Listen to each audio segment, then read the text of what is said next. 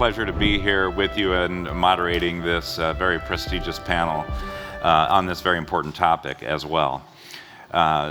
We'll talk a little bit more about this, but the motivation and the inspiration really for this topic came about last year at the IAC in the aftermath of the tragic flooding in Pakistan, and thinking about just what Christian just said. We have all of these exquisite space capabilities, and yet we had upwards of 33 million people displaced in Pakistan during that flooding event. And so what more can be done to bridge the gap to those vulnerable communities, and how can we work together to do that?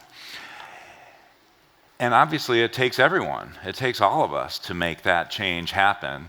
And in terms of social change and large-scale innovation, there are some models, a quadruple helix model, or some even say a quintuple helix model of social change and innovation. And really that's just a fancy way of saying what we already know, I think, is we need government agencies, we need academia, we need industry, we need policy, we need civil society to engage cooperatively in ways to make that change. And so as we assembled this panel, we tried to have perspectives from each of those points of view to address what is it that we can do better as a community to help climatically vulnerable populations around the world. So with that, I'd like to bring the other panelists up here and get them started. So first, our first panelist is Professor Grzegorz Rącza, the president of the Polish Space Agency. It's a pleasure to have you here. Obviously, you're representing a point of view of a government agency, and certainly as a government agency, you have a responsibility to the citizens of Poland and the civil society, as well as the broader community as part of ESA and the European community, and of course the world. So welcome to the panel. Next, I'd like to welcome Dr. Magdalena Gutowska. She is welcome. Thank you. Senior researcher at the Politecnico di Torino in Turin, Italy, and she is responsible for the Sustainable Transition Initiative at the Politecnico. So hopefully she'll say more about that. And the great thing about having Magdalena on the panel is she comes to us from a ocean science background, and so having that depth of understanding of the environmental science view, in addition to sort of speaking at large for academia overall. And then the final panelist we have with us is Sebastian Tailade, who is from OHB, from industry, and he welcome. He's the domain manager for Earth observation at OHB, and so he'll speak to us about industry's perspective as part of that. There's one member of the panel that's not here today that I want to acknowledge. His name is Mahad Nair. He's from Pakistan. He was unable to travel here, but he's a really impressive young professional, an expert in astrodynamics. And it was the conversation that he and I were having last year in September in Paris that really sparked the motivation for this panel. So thanks to Mahad for his efforts, and unfortunately he can't be here, but just thinking about the impact of the flooding in Pakistan last year, it's widely reported that a third of the country really was flooded to some extent underwater. The thing that's less widely reported is nearly 33 million people were displaced during that event, and nearly 1 million homes were lost. And that got me thinking about the scale of that kind of disaster. And I started thinking, okay, well, what kind of impact would that have on a city like Oslo? Oh, Oslo is nowhere near big enough. Oslo has maybe 400,000 residents, and maybe double that if you count the surrounding areas. And even all of Scandinavia doesn't have 33 million people, depending on what your definition of Scandinavia is, I guess. But yeah, I mean, you have to look someplace like Poland, has about 38 million people. So imagine the entire country, the entire population of Poland being displaced by a climate event. And of course, these climatic events are becoming more common and more severe, and so the need for action is really driven out by that, and the importance, and so who are climatically vulnerable populations? Really, that's everybody. There's the ongoing flooding in Italy. There was the atmospheric rivers in California and the west coast of the United States earlier this year that contributed to extreme flooding, and the list goes on and on and on. And flooding is just one of many climate threats. So to kick us off, I'll turn to you, Professor Rancha, and ask for your perspectives on some of the initiatives that are going on both within the borders of Poland as well as your purview as part of the broader European community and contributing to these global questions. Thank you very much, and I hope it will be easier to introduce the topic showing some presentations.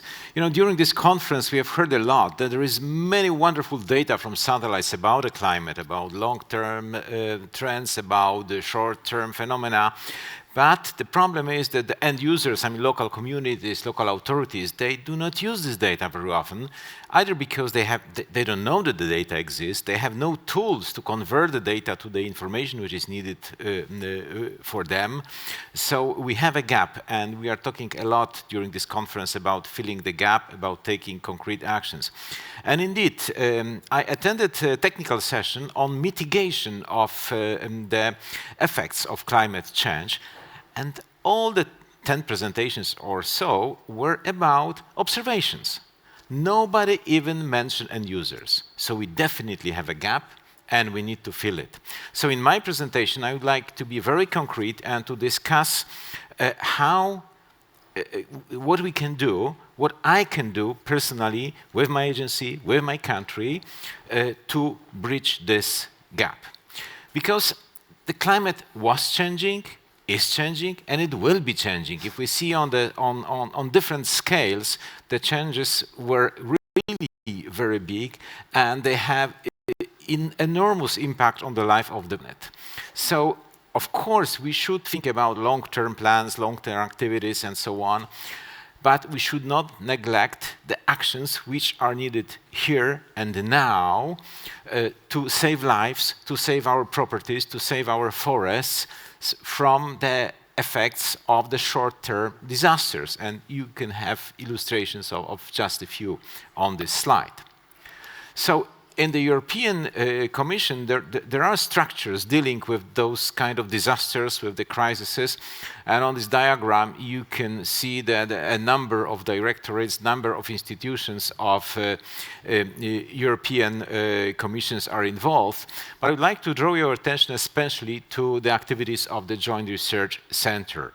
Because the Joint Research Center helps European Union countries through the research in crisis management technologies, in the satellite image processing, analysis, disaster risk management,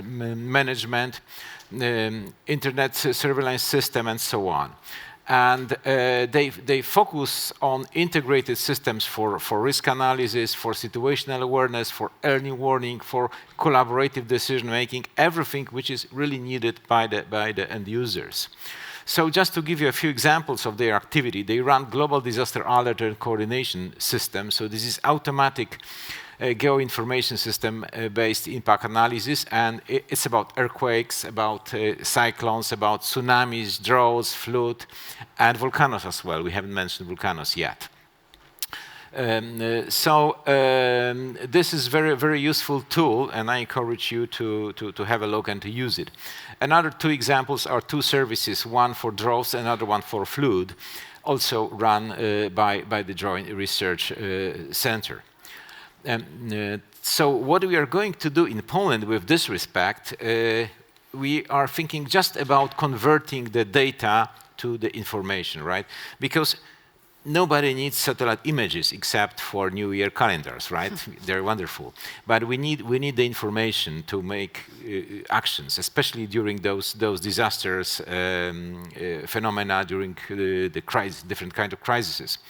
So what we are going to do, we are going to build a national satellite information system which will collect data from all possible sources. Copernicus satellite, our future national satellites, commercial satellites. We will provide data storage, but also archive. Archive is very important for the climate change studies. And then we provide also some computing power and some storage for pre-processed data. Then we will give an interfaces, API or whatever, to the companies, universities, so they can place their own applications, products, services on the system available for the end users. We already prototype several services like that, several maps like that, and indeed we see a big interest in Poland. And the very important point of this idea is that we do not create a closed service. We rather create an environment when many companies, startup, students, whoever, scientists, they can contribute if they have an idea how to support end users in some practical actions. They can put something here. Just to mention an interesting example, maybe not so much related to the climate, but very interesting one is that one of the company in Poland is preparing an applications which will guide you to a free parking places in the city based on the satellite data. You see, so exactly for us citizens, okay? But there are many others. There are companies serving big agriculture with all the information about droughts, about possible floods, about the state of the plants, about the need to make some actions to prevent some damage and so on and so forth. So we are already prototyping this system, and we hope that in the next couple of years it will be fully operational. But as I said, it will be growing and growing and growing, we believe. Now, on the level of the European Space Agency, Director General announced an idea of free so-called accelerators. That means actions which are beyond everyday actions of the European Space Agency. One is dedicated to understanding climate, but I would like to draw your attention to the second one, which is a rapid and resilient crisis response. We would like to participate in this, and I would like to outline the way we are going to participate. We propose to build a dedicated center. I mean building, personnel, because we believe that networking is not enough here. Why do we need a dedicated center? Because we need to combine crisis management and high-tech expertise, which is quite different, and provide some operational capability, and this is the keyword, operational capability, because we need to support technology providers in final phases of solution development. We need to facilitate adoption of innovative solutions through demonstration and pilot activities in the field. And we have to provide operational support for early adopters among the crisis management entities. Local authorities, civil forces, and so on and so forth. So we have an experience, 60 years experience with similar activities. And from this experience, we have derived 3 basic objectives. The first one is that it should be demand-driven, focused on the end users. We have to talk to local authorities. We have to talk to firefighters, police, whoever is the custom officers, whoever is dealing with the crisis. What are their needs? What do they need if you go to the field? What are their needs to take actions, to take decisions? That's the basic thing. We should identify leading end users, those who are more familiar with modern technologies, who are eager to test new technologies and to work with them very closely. The second objective is, we mentioned here again and again, bridging the gap. In this case, we should bridge the gap between the technologies, we have a lot of technologies, and the operational use. Through the whole chain, I mean technical capability development, through assessment and evaluation, then pre-operation utilization to full introduction. So I believe that, for example, in ESA, we should make a kind of a survey. What kind of technologies are available? And within ESA, I mean in-house and within the institutions cooperating with ESA, industry, universities, and having this survey, then we have to take those technologies and trying to make from the technologies useful tools, procedures, which could be useful for the end users. And then, of course, we should work beyond the crisis response. This is the first objective. I mean, again, the full chain, before the crisis, risk assessment, prevention, response, long-term recovery. So why in Poland? Well, we are the border country of the European Union, and we are subject to many crises. We have experience in the crisis management. We have local forces which are open to innovative solutions. And in fact, we already play a leading role in several international activities. We have already a crisis information center run by Center of Space Research, Polish Academy of Sciences, using satellite data. And we have 2 cities which are experienced in this type of crises. On the pictures, you can see some exercises or real crisis actions when the satellite data are distributed to the end users. And we have this well-established culture of experimenting with innovation for crisis management. We run regularly some kind of crisis exercises. Also, we have civil protection models which are very active. They went to several countries recently, to Italy, to help in the case of the crisis. We are also European leader in implementing drone traffic management, which should be including together with the satellite data. We also have regional support in some regions of the country which are more exposed to the problems, and at the same time they have the good culture, the good structures already to experiment with those. So to summarize, we should not dream that we have power to fix the climate. I mean, controlling the climate is still science fiction and more fiction than the science. Understanding the climate is still science fiction, but more science than fiction, fortunately. But what we are trying to do with reducing emission and so on, we just hope not to disturb too much the climate, right? But we cannot really control it. Therefore, disasters will happen, and we have to be prepared for them. Full chain, again, risk assessment, prevention, response, long-term recovery. So the global effort is needed. Every country should contribute, and Joint Research Center and European Space Agency can help to develop and integrate. So I've tried to be very concrete, and to be even more concrete, I would like to invite you to check what I've said yourself and to come to Poland, especially in 2026, because we bid for International Astronautical Congress in Poland. You can find some information at the reception desk. You're welcome to check what I said. Very good, thank you. Yeah, hopefully we'll all be there in Poland in 2026. Yeah, and clearly there's a lot there for us to peel back. A lot of great initiatives at the national, at the regional level, and the global level, indeed, as well as how to incentivize all of the other stakeholders outside of government, whether it's academia or industry or civil society. So thanks for that great introduction. I would encourage you all to send in your questions. So this is the reminder to send your questions in through the Slido app, and they'll pop up here on this tablet so we can ask your questions later. And yeah, so with that introduction, Magdalena, over to you. Why don't you say a few words about what you're doing at the Polytechnico and what role that academic and research institutions can play in this broader need to fill the gap and to drive action, really back to our theme of action. Yes.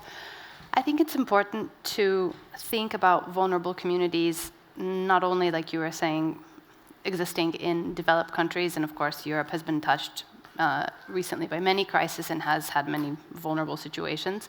However, if we think of it globally, there are particular challenges that universities can help address to reach the really truly marginalized and vulnerable communities of the world. And I think there is a general consensus amongst universities when we think about the role of universities in addressing climate change is to go beyond those initial efforts that have been going on a decade or more that were very valuable and now set the basis that universities can stand on addressing their own sustainability, becoming models in this sense. But now to reach beyond that and to really say, how can we look strategically at what the research that our universities are doing, and how can we connect with local regional authorities to really address the needs they have, and even for some universities at the level of national or, for example, the European Commission. And the initiative that's happening at the Politecnico di Torino right now is exactly in that vein, where we think about sustainable transitions that our society is undergoing right now. So we have everything from energy to food to housing, all elements where our societies in developing and in developed countries are very rapidly changing and need to be addressed. Universities, through their mission, obviously have the goal of not only creating and disseminating knowledge, but also the mission of really innovating in education. We have that amazing contact with the youngest generation of people that are going to be really leading and making change for the good actionable. And so I think universities are understanding the responsibility they have to not only have that sustainable campus, but to really be the leaders in educating in innovative ways and connecting to the full ecosystem with government, with industry, to enable as rapid of adaptation as is possible. Great, thank you. I hope we can explore that a little bit more, kind of that blend between the top down and the bottom up, connecting to these broader themes that come from European Commission or UN mandates, and the bottom up. How do we start with a green campus and a new generation of people and drive those two together? So yeah, great, thank you. All right, and Sebastian, of course, industry has a key role in all of this. There's really no space program without some industrial participation or some input. So what's the role of industry, and maybe what are some of the things that OHB is doing to help bridge the gap within that structure? Yeah, so just to remind a bit the role of industry. In fact, it's another ecosystem, and it was very well presented, I think, in your presentation. In fact, we have a lot today already, and we have to use it mutually. So all actors that can play a role to support. There is already, or there have been 4 years already, so this international charter. So that is used, especially in case of emergency, to react to support countries with data which is made available, coming from space, coming from any other sources. What would be, for me, really the next step to bridge the gap is what you mentioned also, is prevention. So how can we, so before reacting, how can we prepare the different, the vulnerable societies to react in case of disaster. And here, so we have really, especially with Europe, a wonderful tool which is Copernicus, so which is really providing a huge amount of data. And that is also going to improve now, especially with the new missions that are currently in development. So the missions for CO2 monitoring, missions for land surface temperature, etc. So that really bring an added value that can really be brought, especially with a topic on effects made by climate change. So here, well, not OHB, in fact, the industry in general, and really so can really allow to implement, let's say, the tools and the services at the end that are really needed for the end users. And this going together hand in hand with universities also that will define new algorithms, let's say, or new products, that can really help scientifically at the end, so the different populations to prepare for prevention, really. Yeah. And this is where industry, together with agencies, of course, and also institutional partners, that will have also to find, I think, really internationally, or to put money on the table also to implement this, because at the end, prevention, I'm pretty sure, can be much cheaper than reaction afterwards. Yeah? And here, because we always talk about billions of dollars, yeah? So when there are floods or droughts, etc. Yeah? And if we can prevent, we can certainly improve this a lot. And but this is, of course, the financial aspect. The most relevant aspect is the societal aspect, because then we can really support people, help people. Yeah?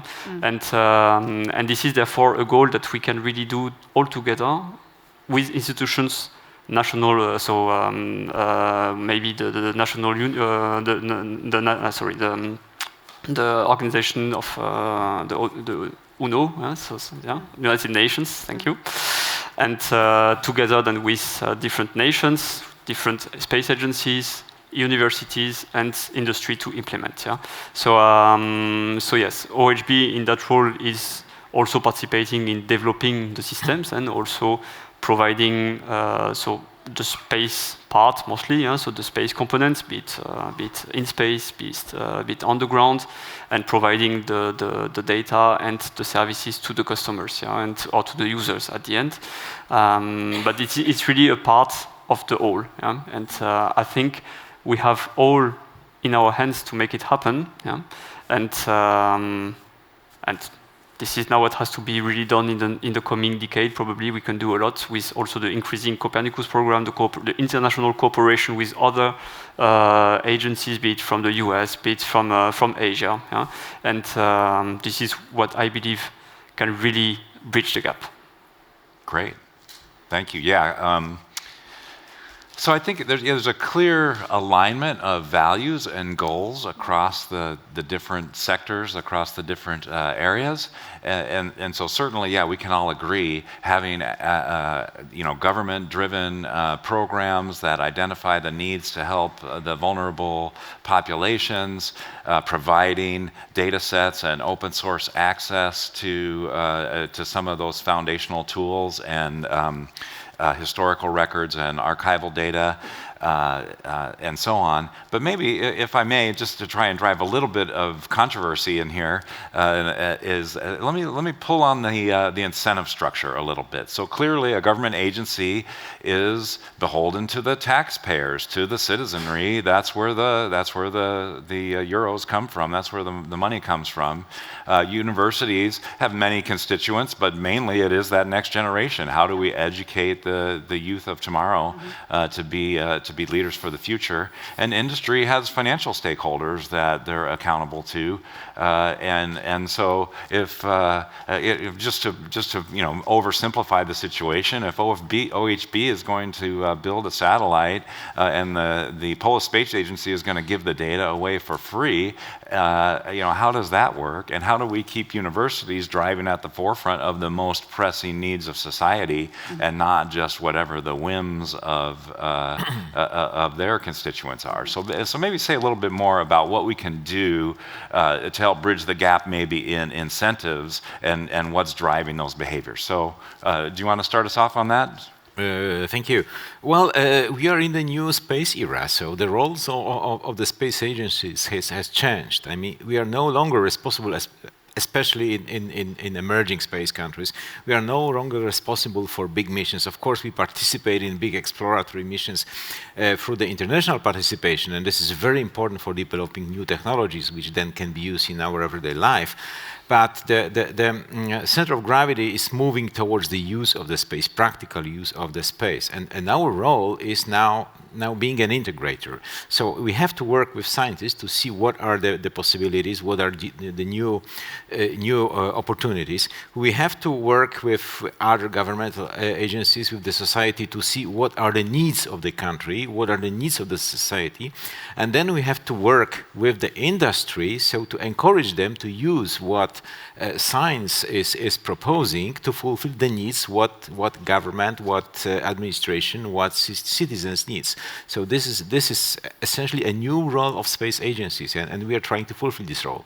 Great, thank you. Yeah, so Sebastian, what sort of motivation, and direction from a government agency would be helpful to spur that kind of response to the priorities of a national agency, say? So I believe, in fact, the problem cannot really be solved also at government agencies. So for me, it is really a problem that is international. This is what, in fact, I wanted to say before. It is really a topic that must be tackled by the United Nations. Because for this, there must be agreements, so to put money on the table, because everything has a cost, definitely. As said, I'm convinced that the cost is much lower to implement such prevention steps rather than reacting afterwards. This is, I think, what needs to be understood, and what should motivate this, let's say, shareholders at the end, so that would be able to fund the gap, yeah.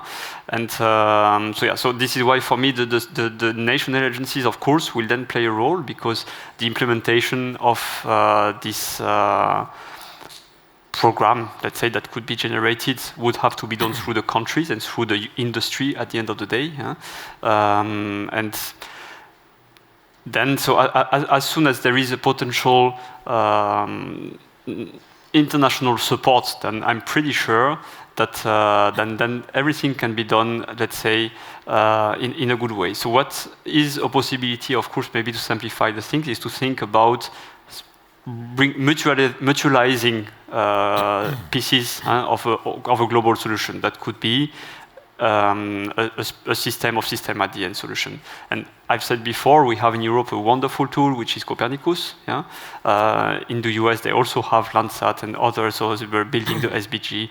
So also very strong systems that can really support at the end and bring more data and more often data. And I think at the end here, this is where the mutualization can be done, organized between the space agencies of the world, yeah, the national agencies and ESA and intergovernmental agencies. And about implementing, then it is not the problem. So we have the tools, we have the know-how, in Europe especially, we know. So we have very mutualized countries through the European Space Agency, through programs like Copernicus with the European Commission, and so everything is there. We must just put it and move. Great, thank you. Yeah, putting those incentives, removing the barriers to movement, I think that's the thing, because the vision is clear. Very good. So, Magdalena, bring us home here. In terms of the science community, science and the exploration of knowledge for knowledge's sake doesn't always respond well to directions, say, go study this. So how can we achieve a balance there? Yeah, I would look at it from the context of institutions of higher learning and what are the incentives that are driving them. And I see it as, in a way, quite straightforward. We have the students asking for new directions of study, and they're very loud, they're very clear, and you can see new degree tracks rapidly developing in universities across the world. There's a lot of innovation happening there. You have the local and regional communities and administrative bodies faced by more and more crisis, reaching out to those institutions saying, we need help. And that is a major incentive for those institutions to maintain their credibility and their status, to be reactive in a genuine and helpful way.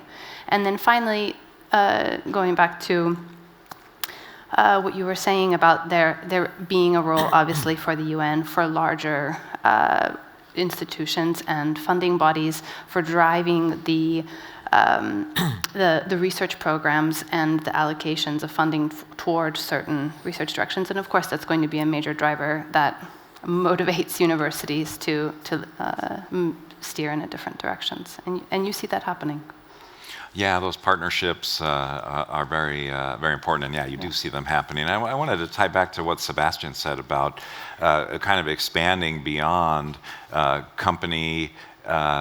company-specific objectives and university-specific objectives, even national perspectives. I'll just throw it open to any of you to see, what other things could be done to help broaden the international cooperation and collaboration, specifically in this thread of getting usable data, actionable information, as you said, Professor Rancha, to the end users, to the people who have to decide, am I going to evacuate because of a coming flood?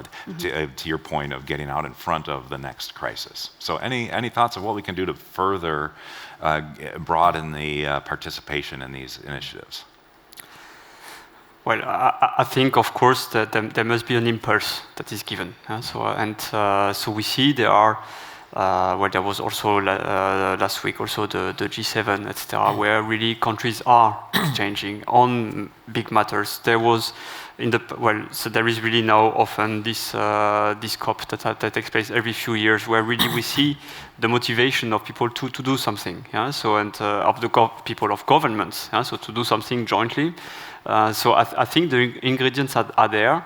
Of course, the difficulties are often, at the end of the day, economic, especially in the conditions today after the COVID situation, and also still of the geopolitical situation, which is always a bit tricky between especially major actors. But here, everybody and all countries are concerned. Vulnerable countries, but also major countries, not the US, for instance. So in first place, and so therefore there should be really this motivation to act together, because even if we are sometimes fighting on some topics, however, we are still all together on the same planet. And here, this is where there must really be this understanding, so to react together, go beyond also the conflicts that we may have, at least on this topic. I know it may be utopic, and this is maybe the difficulty here that we have to face, that people, it's very hard to make this move. But for me, it can only be the only starting point.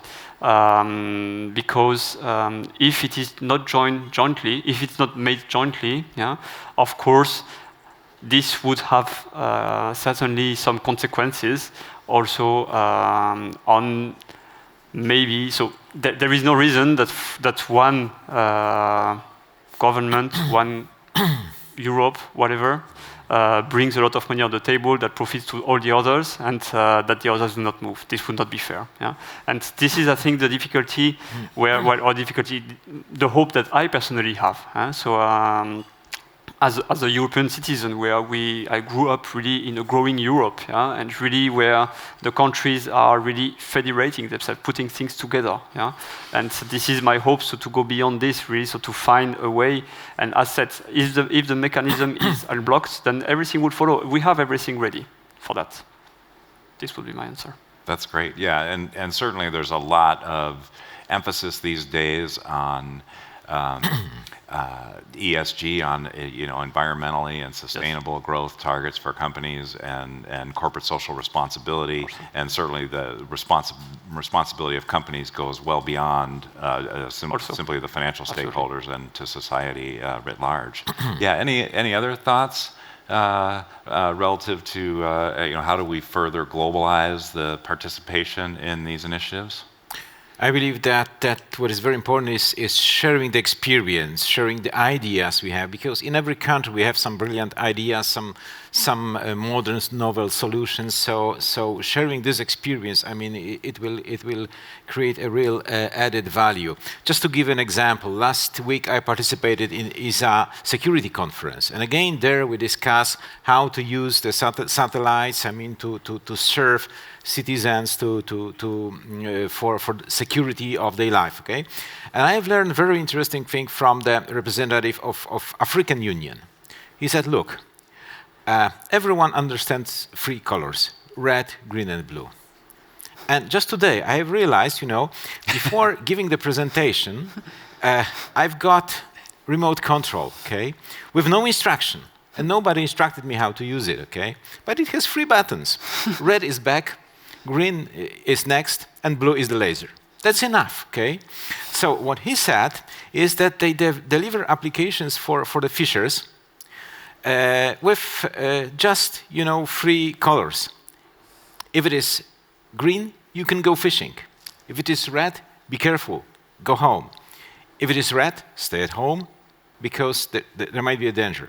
And just with this simple applications, they reduce very significantly a number of deaths because of storms in the sea. Excellent example. And if we share this kind of examples between us, I think this will be a real added value.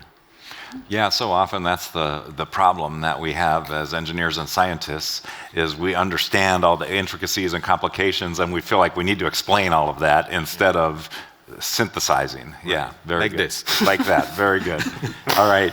To your points of globalization and sharing, when we talk about the vulnerable communities, we're talking about the nexus of socio-ecosystems that are vulnerable. So we need the humanities, we need the social sciences, we need the strict sciences, the physical sciences, the environmental sciences. Universities have, depending on their charter and whether they're engineering universities or full universities, really can bring in a full scope of academic knowledge into informing and helping in those systems.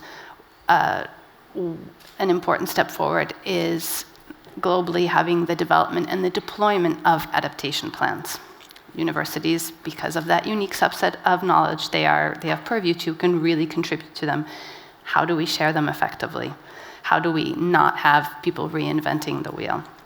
Universities, some of these networks that are around climate change, adaptation, mitigation that universities are a part of are over a decade old. Many are younger. But they're not interconnected. As usual, there's an underrepresentation of the global south, and yet there are those networks as well. And something positive that I want to end on in a concrete example, at COP27, led by the UK network of universities for climate change, there's the call for university networks dealing with these topics to come together, to have a network of networks to represent themselves better, not only at the COPs, but to really progress effective sharing. And so watch that space at COP28. I think it's an important place where universities can do a better job of their role in this topic. Great, thanks. We had a question from the audience that I think follows on nicely with that. As you mentioned, there's been decades of research in oceanography and climate science and pollution and carbon monitoring and all of that. And the question is, okay, so it's been decades since we've had data about the climate crisis. And the question is, do you think the current effects of climate change will be enough to start real action? So maybe start with the academic perspective, and I'll invite the others to comment as well. If you take it down to the human element, when you think of the increasing number of people that are suffering very acutely on the planet in response to climate disasters, I think, of course, that inspires action, inspires change, especially in the younger generation who has that open and broader horizon that's open to new technologies, new information, new educational forms, and also that strong motivation that I can help, right? And so I think, that's going to be a major driver for really pushing action forward. Great, thanks. Yeah, so what, anything from your perspective and a government agency of what can we do, given everything that we know and all the historical data, how does that spur us to further action? Well, I think that we need somehow to convince society and convince decision makers that all disasters which are happening day to day, they should not be handled case by case, but but we need some systematic action in this whole chain. I mean, risk assessment, prevention, and so on and so forth. To prepare those tools I have mentioned before the disasters will happen. I mean, in Poland, fortunately, we do not have big earthquakes. We do not have tsunami on Baltic Sea, fortunately. Okay, so there are no big countrywide disasters. There are some floods, okay, quite often, but there are many local things, local floods, local fire forests, local, little earthquakes because there was a mine under the city, okay, and the ground went down. So instead of dealing with every such a case independently, I mean, we should have a systematic actions. And I have given you examples of what we do from the Polish Space Agency, but I believe that other agencies in the country and also internationally, we have to work together to be better prepared. Great, thanks.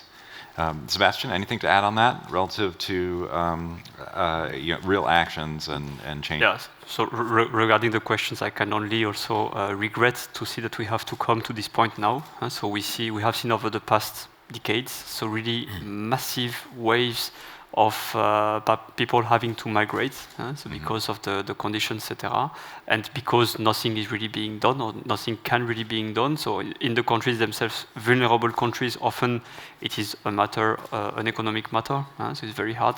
Sometimes also other social, political, corruption, etc. So that comes on top, yeah. And I find it very sad that so far nothing really happened from the leading countries. Yeah? So that could really have tools or put tools in place to react.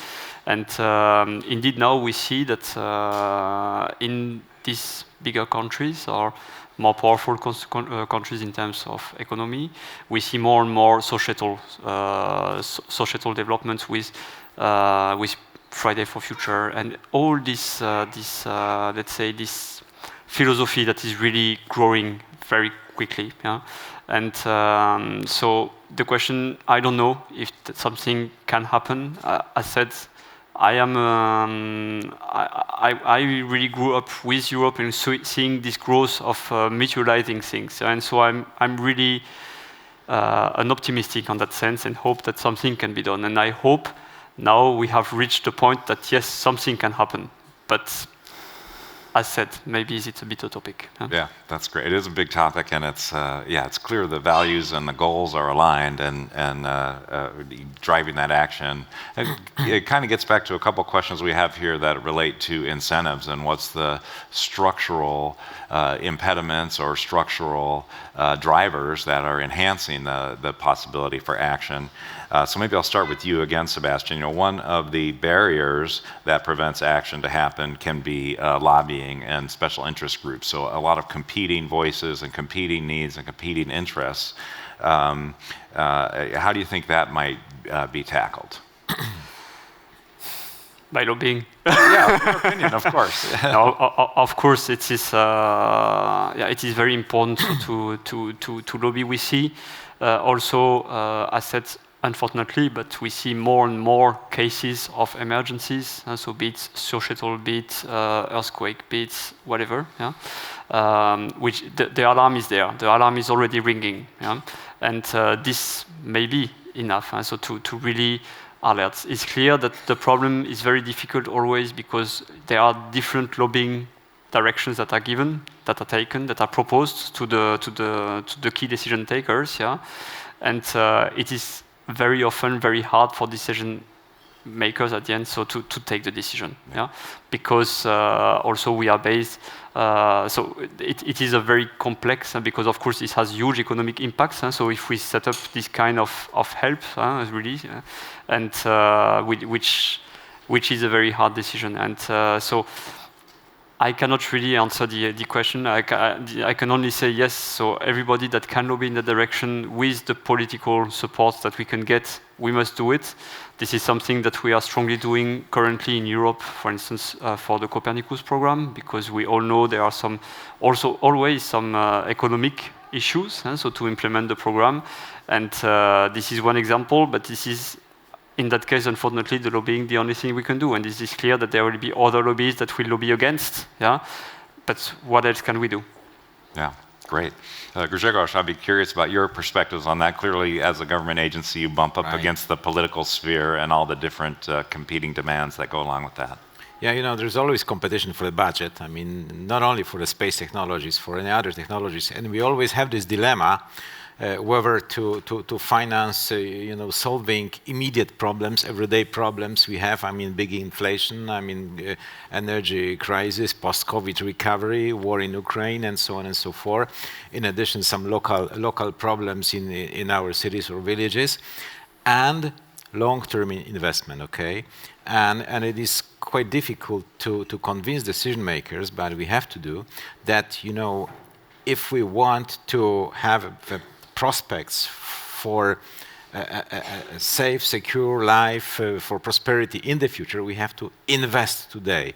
We are discussing a lot about investing in this satellite, in new satellites. We have to invest in all those procedures, tools which are needed to protect citizens, long-term protection again, I mean.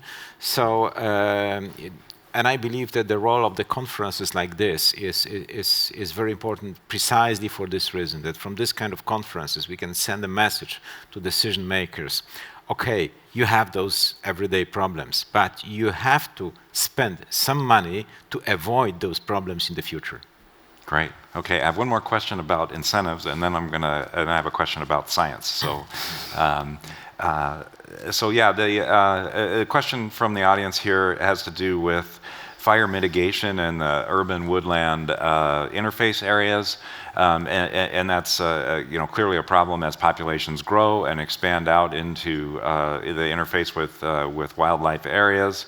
And there's a location, the audience member mentions Colorado in the United States, where insurance rates are adjusted, you know, I guess increased if you're in a fire vulnerable area in a woodland area. You know, so what sorts of, clearly that's an intersection between a policy kind of thing and a business industrial kind of thing. Can you think of other areas where that kind of an approach might help drive action?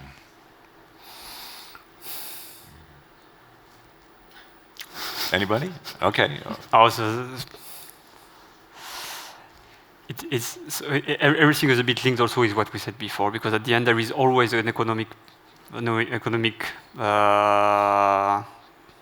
reason not to move. Yeah? And so you mentioned insurance as an example. So yes, indeed. So this is becoming a massive problem, and it is also. So there is not also so there are other parameters like currently the crisis that leads to hyperinflation, etc. That always then need a request for higher budgets at the end of the day, yeah, which is really becoming an issue. So the only thing that I can say, yeah, so is if we act quickly, of course, then it will cost less than if we wait longer. Also, in perspective of investment that has to be done. Yeah. So so I cannot really. I think answering the question is very hard, but what I can only say is that with the consequence, we can see the consequences. Yeah? Right. Yeah. Yeah, and finding those areas where we have knobs to turn, where we can implement those prevention kinds of measures and make those attractive. Yeah.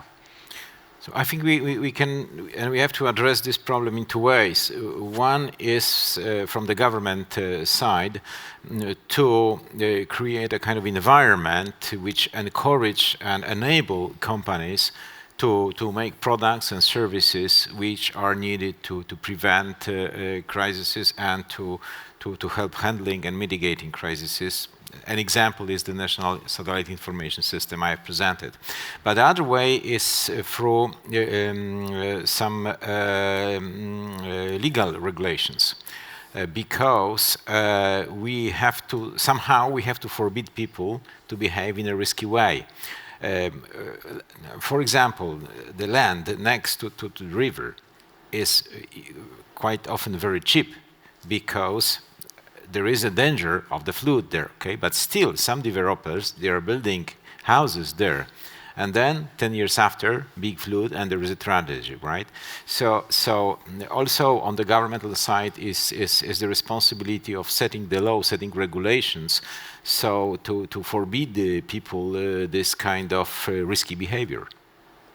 Yeah, it's a web of regulations and policy and laws and financial incentives and business interests that have to combine to make all of this work. Right. Yeah, very good. Thank you. Okay, Magdalena, over to you. A non-controversial question here. Should the science community be more extreme in their activism relative to climate action? Would that help the situation? I'm not a proponent of extreme activism. At the moment, what we need is integration of all sides. And science, by definition, science should be truth, and there's not a more extreme version of truth or a less extreme version of truth. So it's where I think that we all have a responsibility, regardless of whether we're coming from an industry, a government, or a university setting, is at this point talking about the risks and the projections of climate change and climate damages in a much more specific way, of not always erring on the side of caution and saying there's X% chance, but really just committing to saying there are people suffering around the planet, and more people will suffer soon.